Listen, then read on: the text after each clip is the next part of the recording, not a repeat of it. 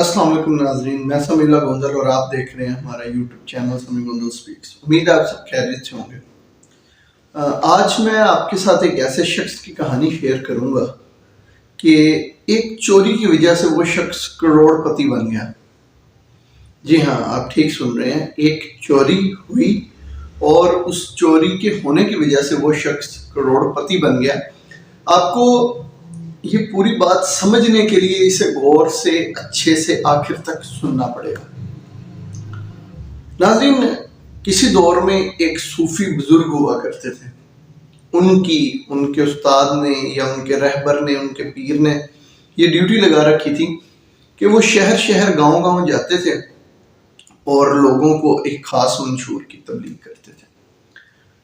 उनके इस काम में उनके साथ उनका एक शागिर्द भी हर वक्त मौजूद रहता था। एक मरतबा क्या हुआ कि ये सूफी साहब अपने शागिर्द के साथ किसी गांव में गए। जब ये उस गांव में पहुंचे तो शाम हो चुकी थी। इन्होंने उस गांव में एक शख्स के घर पर दस्तक दी और उस शख्स ने इन्हें वेलकम किया, इन्होंने उधर क़याम किया।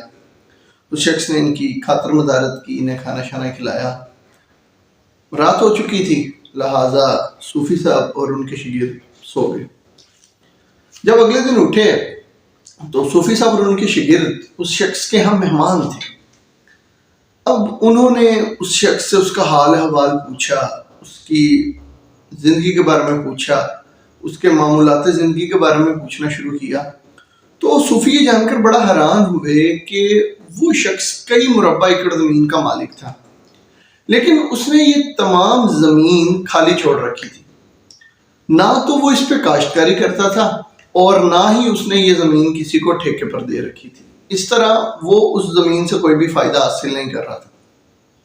जब सूफी साहब ने उससे कहा कि यार, तुम्हारी इतनी ज़्यादा ज़मीन है तो तुम इस ज़मीन से कोई फ़ायदा क्यों नहीं हासिल करते, काश्तकारी क्यों नहीं करते?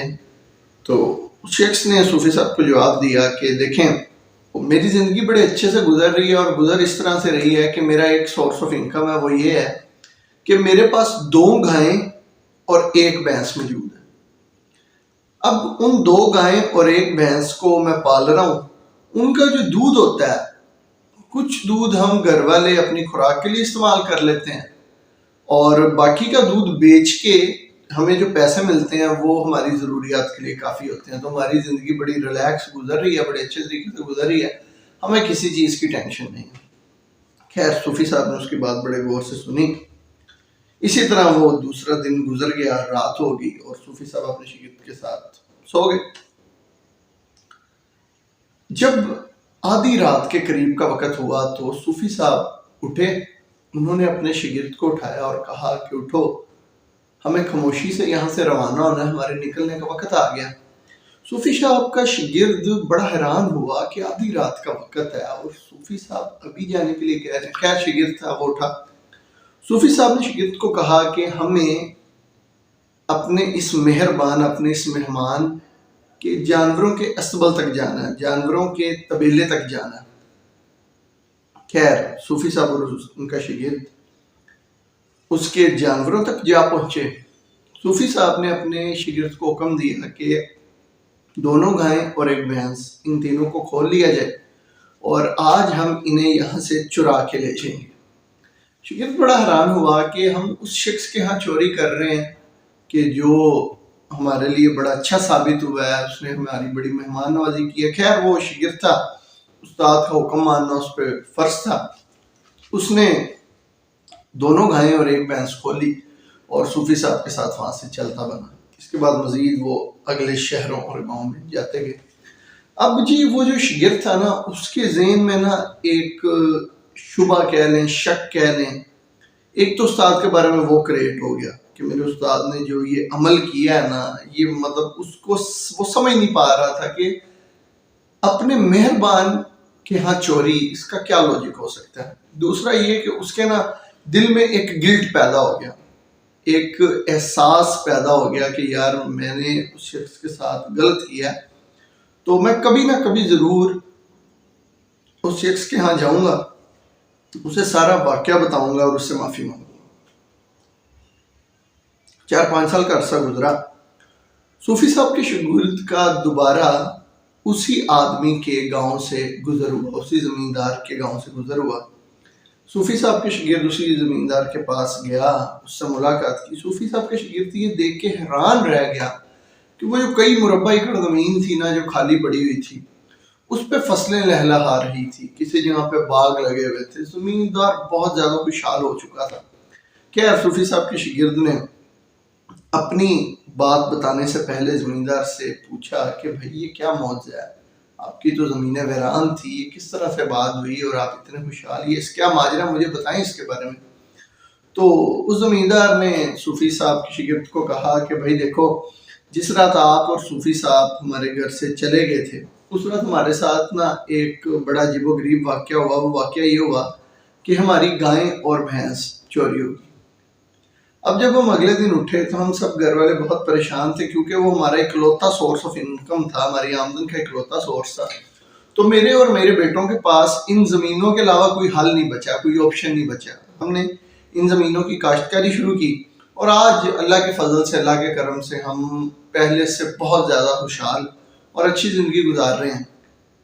खैर, वो सूफी साहब का शागिर्द ये सुनकर बड़ा खुश हुआ। अब उसके माइंड में उसके उस्ताद के बारे में जो डाउट्स थे वो भी क्लियर हो गए। उसने ज़मींदार को सारा वाक़या खुलकर बताया, तो जिस पे ज़मींदार भी मुस्कुरा दिया और कहा कि देखिए, वाकई अगर आपने ही वो गायें और भैंसें चोरी की थी तो मैं आपका शुक्रिया अदा करना चाहूँगा, क्योंकि मैं आज तक उस चोर को ढूंढ रहा हूँ कि जो मेरी वो गायें और भैंसें ले गया था, जिसकी वजह से मैं आज करोड़पति हो गया हूँ। अच्छा नाज़रीन, अब इस सारे वाक़ये का कंक्लूजन क्या है, रिजल्ट क्या है? अच्छा, अब इसका रिजल्ट ये है कि अगर आप इस वाक़ये को आम आदमी की लाइफ से रिलेट करें, हम अपनी ज़िंदगियों से रिलेट करें, तो हमारे साथ बहुत से ऐसे वाक़यात होते हैं। हमारे पे बाज़ दफ़ा ऐसे हालात आ जाते हैं कि हम समझ रहे होते हैं कि यार ये हमारा आखिरी सोर्स ऑफ इनकम था, ये चीज़ें हमारी आखिरी उम्मीद थी, ये तबाह हो गई हैं, ये ख़त्म हो गई हैं। या हमारा फॉर एग्जांपल किसी का कोई छोटा कारोबार है, वो डूब जाता है, तो वो बेचारा बड़ा नाज़ीनी मरीज बन जाता है, डिप्रेशन में आ जाता है कि अब मैं क्या करूँगा, मेरा कारोबार डूब गया। किसी के पास एक नौकरी है, वो चली जाती है, अगली नौकरी नहीं मिल रही, वो बेचारा बड़ा परेशान हो जाता है। मतलब लोगों को ये लगना, हमारे साथ ज़िंदगी में जो छोटी छोटी ट्रेजेडीज होती हैं ना, हमें ये लगना शुरू हो जाता है कि यार अब इसके बाद हमारी ज़िंदगी तबाह है, हम कुछ नहीं कर पाएंगे। लेकिन असलियत ये है, असल में ये होता है कि अल्लाह पाक की ज़ात अगर आपको कोई नुकसान भी कर रही है ना, आपसे कोई चीज़ छीन भी रही है ना, तो उसके पीछे भी रब की कोई ना कोई मसलहत होती है। बाज़ दफ़ा ये होता है कि हम लोग ना एक फूल को तरस रहे होते हैं और हमारी बड़ी ख्वाहिश होती है कि यार ये फूल है, ये हमारे हाथ में लग जाए। अच्छा, अब वो जब वो एक फूल हमारे हाथ में नहीं ना लगता, तो हम बड़ा ना माइंड में सोचते हैं, बड़ा परेशान होते हैं कि यार मेरी किस्मत ही ऐसी है, मेरी किस्मत ही खराब है, यार मेरे नसीब में ये एक फूल नहीं हुआ। तो ऐसा भी तो हो सकता है कि रब की ज़ात ने हमारे लिए फूलों की पूरी टोकरी प्लान की हो। हमारे प्लान्स और रब की ज़ात के प्लान्स, हमारे प्लान्स कुछ हैसियत नहीं रखते सर, हम सिर्फ मेहनत कर सकते हैं।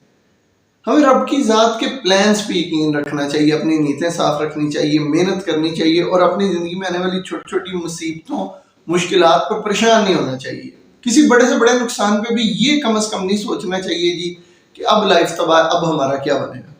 ठीक है, तो खुदा की ज़ात ने बाज़ दफ़ा आपके लिए कुछ ऐसा प्लान किया होता है जो आप सोच भी नहीं रहे होते। अपना बहुत ख्याल रखिएगा, दूसरों के लिए आसानियां पैदा करते रहिएगा। आपसे मुलाकात होगी अगली वीडियो में। खुदा हाफिज।